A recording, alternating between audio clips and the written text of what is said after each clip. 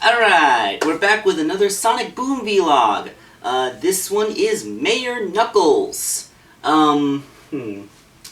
This episode is one of the craziest, fourth wall breakingest, silliest episodes of the series for a while. Okay, let's do the synopsis. It starts with the mayor stamping bills into law in his office, and his associate comes in to invite him to a fishing trip. He has a lot of work to do, so he says, "If only there was someone who could take this off my hands." And then nothing happens. The camera holds on the open door for a few seconds. He says it again. They hold on the open door for a few more seconds. So he finally breaks down and says, "Can someone show up to get the story moving?" Well, there's the fourth wall. So finally, Knuckles comes in saying with a proposal of his own to pass a law saying that you can't package pickles and peanut butter separately anymore because they're only going to be combined. Ew. I love pickles. I'm not a big fan of peanut butter, but I love pickles, and I would never put pickles and peanut butter in the same sandwich. Bananas and peanut butter, yeah. All sorts of assorted jellies and jams mesh with peanut butter, marshmallow fluff, there's chocolate, there's lots of things that mesh with peanut butter. For God's sake, pickles are not one of them. And if you eat pickles and peanut butter sandwiches, I'm sorry if I have offended you, but you disgust me. Okay, so the mayor, figuring that all he needs is someone to stamp the forms that are on his desk, asks Knuckles to take over for him. So he leaves. I'm guessing that all the forms that were on the mayor's desk were already pre-approved and were just awaiting the stamp to make it official. So Knuckles goes ahead to that task when some guy comes in, some cat-looking dude. I feel like I've seen him somewhere before. He's probably been a background cameo before. He asks if he can get approval from... Oh, let me turn that off. He asks if he can get approval from a dude, from Knuckles, to do something. That's what I'm trying to say. So Knuckles stamps approval on his thing, and he starts jackhammering right outside of Styx's burrow. Turns out that Knuckles approved the construction of a new mall right next to Styx's burrow. And, well, it turns out that's what's going on. So, Knuckles is just randomly approving everything that people ask for. The walrus lady gets moving sidewalks, like all kinds of construction projects and all this stuff. And so Styx, who's frustrated at Knuckles for doing this, is trying to go off on a tirade about how the government is evil and all that stuff. She's trying. Now most shows like this would go the Family Guy route and try to preach untamed anarchy. The thing is, this show is smart enough to acknowledge that although it's true that government corruption can really screw things up, the idea that government is there to keep things orderly and maintained, where the people wouldn't want to go through all that effort, is actually a pretty useful thing. I acknowledge flaws and corruption within government systems, but I do not advocate pure anarchy. So this kind of lines up with my politics. So if your politics are against this, then you probably aren't going to like it, but it's meshing well with my ideas, so there we go.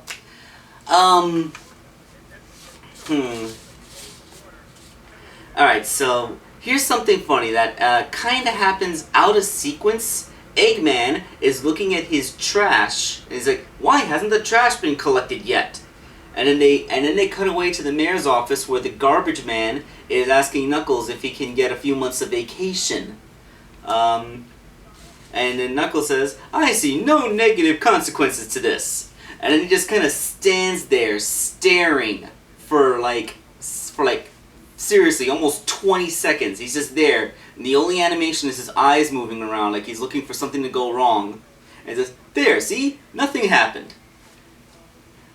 That's another fourth wall gag, because it's obvious that it's as if they edited it out of sequence. Like, they should have had the garbage collector asking for some months off, Knuckles approving it, and then you cut to Eggman complaining that the trash isn't being taken away. But they did the Eggman scene first, so you just have like several seconds of dead air when you're looking at Knuckles. It's like if you're watching the Family Guy cutaway gag from the perspective of the Family Guy cast sitting there. Like in that one episode I went back to the pilot. So they cut back to Eggman, who says he's tired of looking at his failed inventions, and he decides to go confront the mayor directly. So when he goes to the mayor's office, he finds that that there's like when the moving sidewalks have stopped moving, and the walrus lady who requested them is just standing. I'm stuck. Just use your legs. Like, my taxes paid for this moving sidewalk. I refuse to use my legs. Like, there's commentary in there. Like, you always have somebody complaining about how his taxes pay for X, so he shouldn't have to do Y. That is a thing that happens on occasion in real life. What else? The things go on. Fastidious Beaver has made it illegal to check books out of the library because he doesn't believe they're for reading, he believes they're for being organized. Dave the intern tries to get the anti-pickle and peanut butter separation bill repealed because if people realize that there's cheap, barely edible food available that anyone can get from anywhere, then he'd be put out of business. And Knuckles is like, you who used to stand with so much pride and power now come at me in this sorry state. Begone! That's the only thing that Knuckles doesn't approve, but the way he refuses to approve it is kind of awesome. Because I think that Dave is probably the biggest villain of the show so far.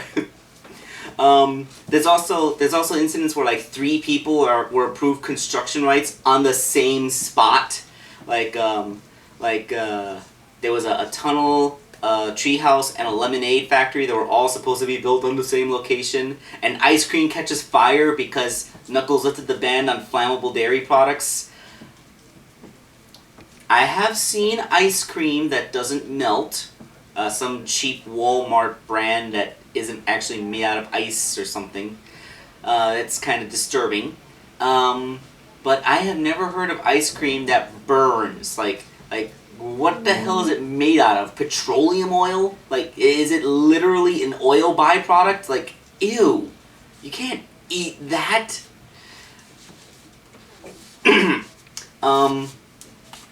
So here's the funny thing. Eggman comes into the village to launch a formal complaint and try to get things fixed within the system. Like, so he's in the mayor's office. He's confronting Knuckles, and then Sonic's friends all go in, and there's a lot of things like Knuckles starts just randomly stamping a whole bunch of stuff. Like when they want to get him out of there, he's like you can't use your finger to activate weapons. And Eggman, who was about to shoot him with his wrist laser, is like, ow, my foot. like. This is a guy who built an arson robot. Why does he care about following laws now? It's just absurd. I think they're trying to hammer in the absurdity that Knuckles is the villain of this episode and Eggman is the hero, because he's even trying to obey laws. When all of his other friends try to fight him, he bans no hammers, no boomerangs, no inventions, no spin dashes, and everyone's rendered powerless because, they're good guys. They're supposed to obey the law because they're good guys, right? Okay, I got crack in my eyes. Sorry if I look a little bit out of sorts. It's like over 100 degrees today, and the air conditioning in my apartment is being completely overpowered by it. Knuckles tries to stamp more things, but the stamp has run out of ink. So in frustration, he throws it on the floor, and Eggman picks it up. And he's like, haha, now I hold power. My first edict will be to eliminate vacation time for the for the trash collectors.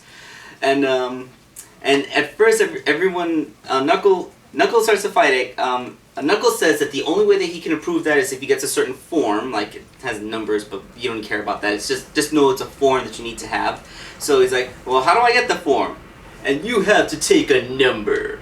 They've been doing this running gag the entire length of the episode where you have to take a number for service, but the number machine has run out, so it's officially impossible to get service. I mean, you can just walk right up to the desk and get a law approved, but if you need assistance finding forms, nope, that you need a number for. So we're fighting. So they're fighting.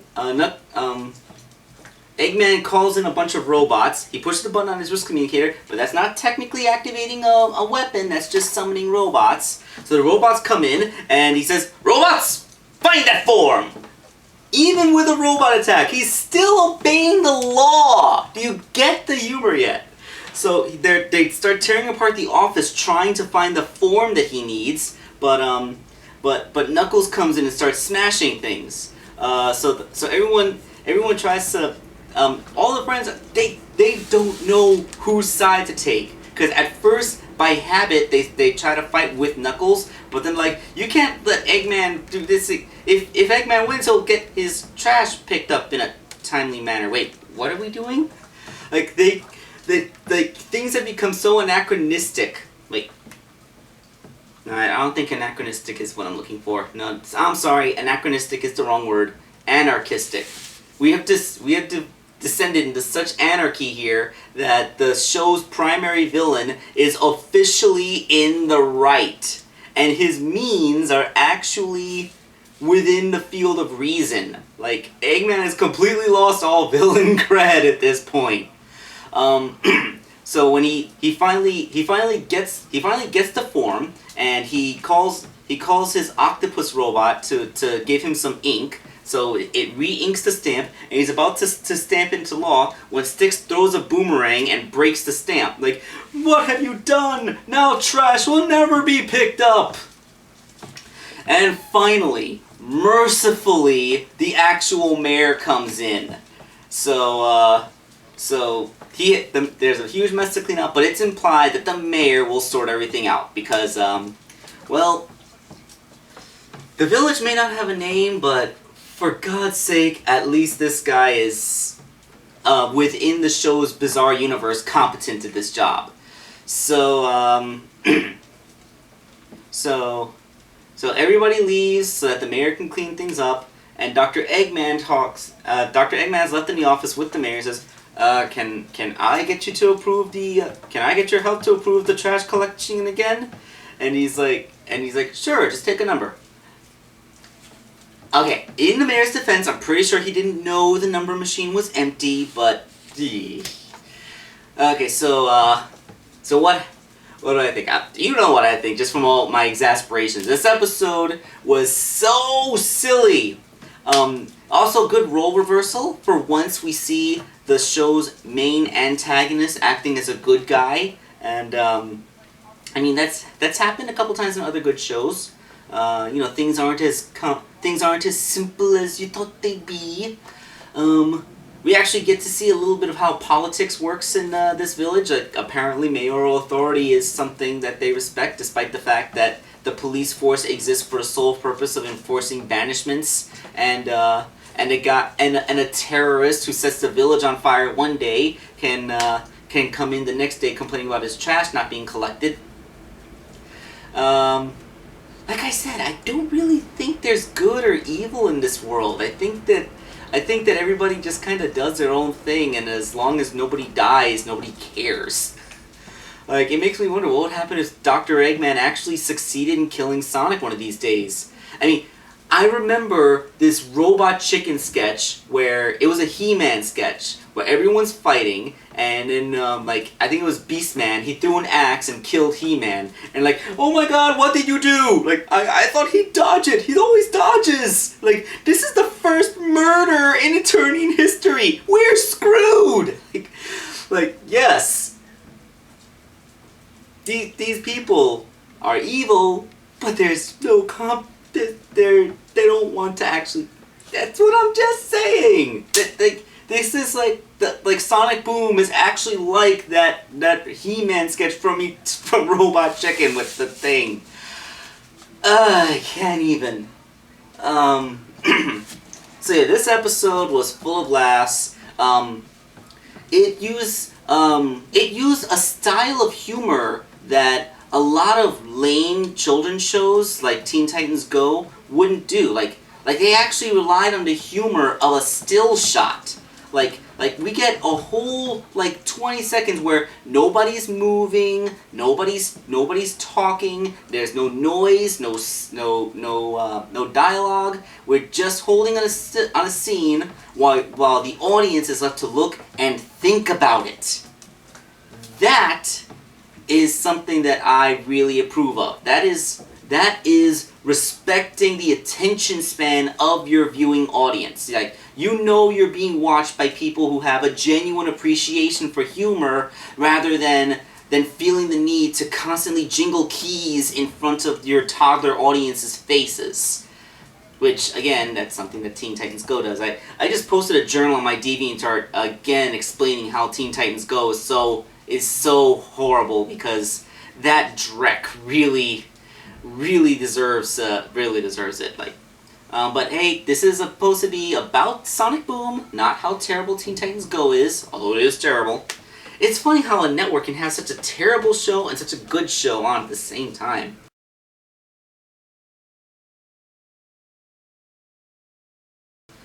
Although, of course, they do their level best to try and bury the good shows by sticking them in horrible time slots while trying to make sure that everyone watches their bad shows. Like how many times does Teen Titans Go on? Like, you know what? I have my TV on Cartoon Network right now. I'm going to use this, and I'm going to see how many times Teen Titans Go is as far back as it can go. Alright, so I can go back to 10:30 in the morning. They gave Clarence. At 11, they gave Teen Titans Go. And they gave it until noon when Sonic Boom started. Let's see, they're going to keep giving Sonic Boom until 1 when they're going to give Teen Titans Go again. So that's another hour for Teen Titans Go. Then they're going to give The Amazing World of Gumball. Okay, so far we've got 2 hours of Teen Titans Go. Amazing World of Gumball. Okay, Steven Universe starts at 3. Okay. Steven Universe keeps going on until 4. Alright, then we get Teen Titans Go again until 5. That's 3 hours of Teen Titans Go. Let's see, and then Teen Titans Go goes on until 6. That's 4 hours. And then we go back to Clarence and An Amazing World of Gumball. And end it with one more half hour of Teen Titans Go. Oh, I'm sorry, 15 minutes of Teen Titans Go. Okay, so that's 4 hours. No. My mistake. No. It's a half hour, 7 to 7:30. Okay, so that's 4.5 hours of Teen Titans Go, and then Adult Swim starts with King of the Hill. Okay, so that's 4.5 hours, and they probably gave it before 10:30. So honestly, there's probably at least 5, possibly 6 or 7 hours of Teen Titans Go on their time slot here. That's almost a third of the day. Like, 4.5 hours just from what I can scan, and then if I actually looked in the guide channel to find out what they gave before 10:30, I guarantee you're gonna find Teen Titans Go before then too. So yeah, like they say that Teen Titans Go, it simultaneously has the most hatred directed towards it by fans, but is also one of the most highly rated shows on the network. Now they say, why is this happening? They say, well, because little kids like it. Little kids that don't use the internet like it. I say no. I say it's not that little kids are huge fans of it. I say it's because it's on so much that there's no way it can possibly get bad ratings. Because statistically speaking, when you put the network on, you're just likely to find it. And parents who just want to shut their kids up, leave it on that channel, or people just leave it on that channel and walk away without changing it. And Teen Titans Go, just by virtue of the fact that it's on all the time, is of course going to get good ratings. Alright, I said I wouldn't rant about Teen Titans Go, and I ended up ranting about Teen Titans Go. I am so sorry. Alright, so, I actually got to watch the episode live today, so, we'll do it again tomorrow. See ya.